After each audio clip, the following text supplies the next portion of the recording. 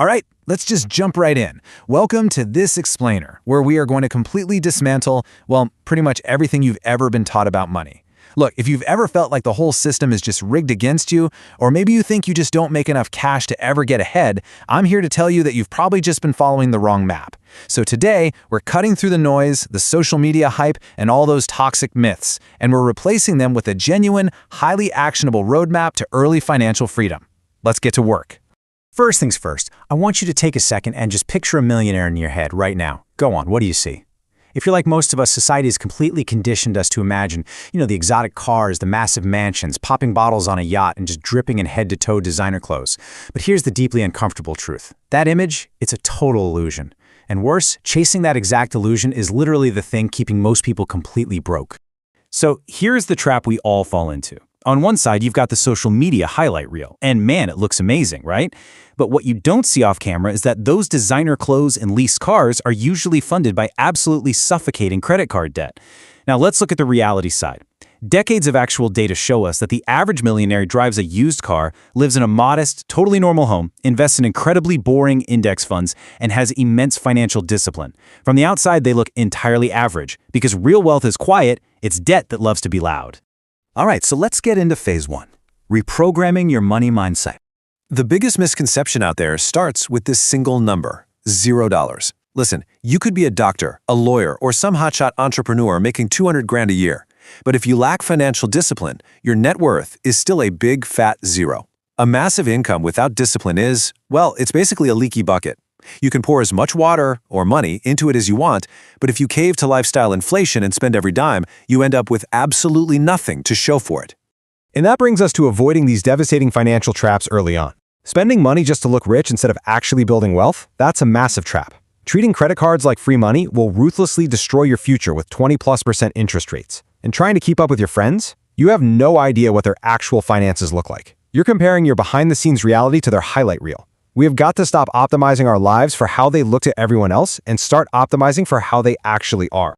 Moving right along to phase two, mastering savings and cash flow. I want you to remember this quote. The amount doesn't matter nearly as much as the habit.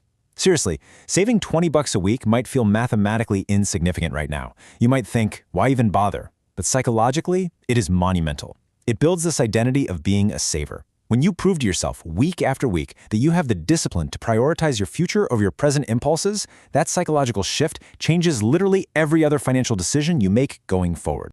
So how do we actually find this hidden money, especially on a tight budget? Well, here are 4 really practical steps. First, automate your savings. Make sure the money leaves your account the day after payday, way before your brain even has a chance to spend it. Second, audit and cancel those unused subscriptions. We all have them. Third, cook at home. Eating out is a massive wealth bleed. It can literally cost you thousands a year. And fourth, the 24-hour rule. When you want to buy something non-essential, just wait 24 hours. It completely kills that dopamine-driven impulse and keeps the cash in your pocket. Now, if you're still really struggling with impulse control, remember this. Sometimes old school just works when new school isn't getting the job done. I'm talking about the cash envelope system. Think about it. Digital tapping on your phone makes spending completely painless and invisible. But actually handing over physical hard cash for your most problematic spending categories, that creates real friction. You physically feel the money leaving your hand. It creates an immediate awareness that an app on your phone just simply cannot replicate. Okay, which brings us to phase 3, the debt elimination blueprint. Step 1 is literal confrontation. You need to create a debt inventory.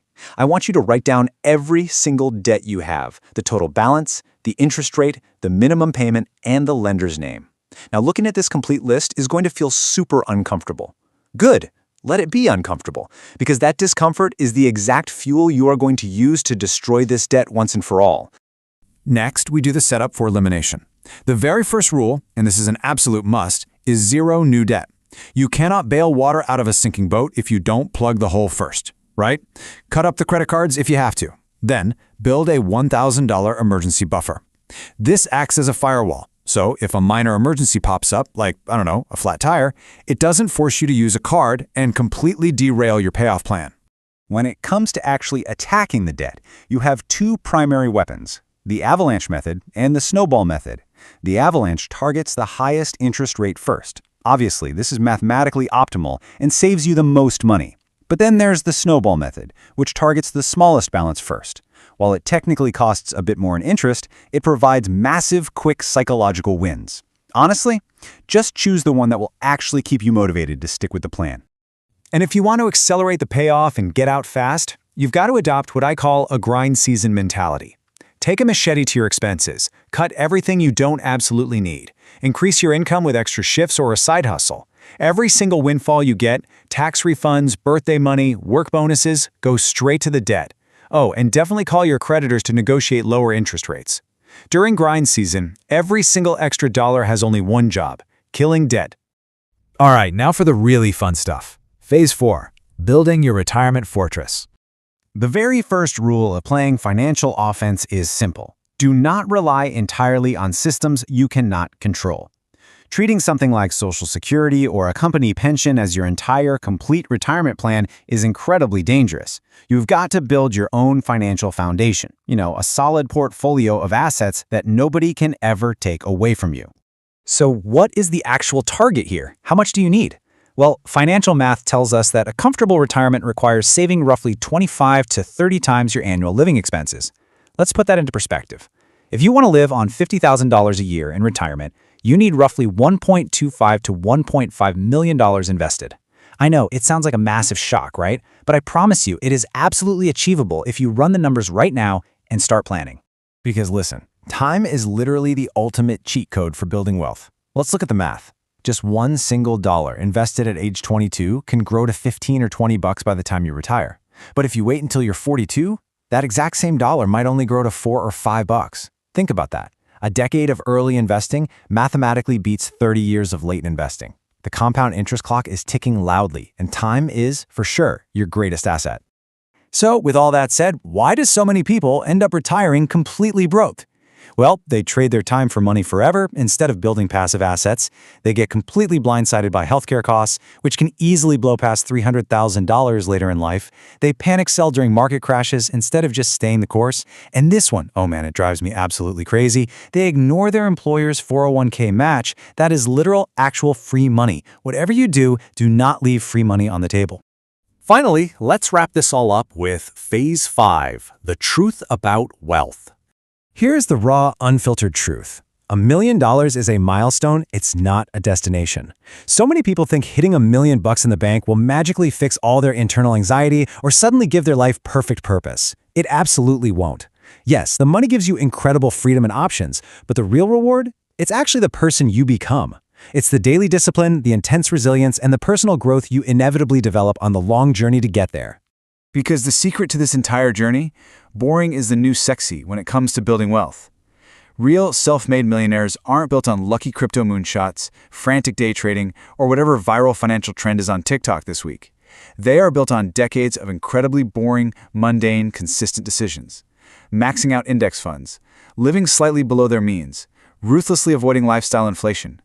It definitely doesn't make for an exciting social media post, but man, it mathematically builds a multi-million-dollar net worth every single time.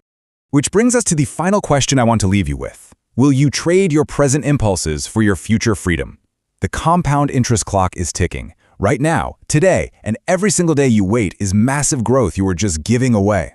You've got the roadmap now. The only question left is, what is the single financial decision you are going to change right now?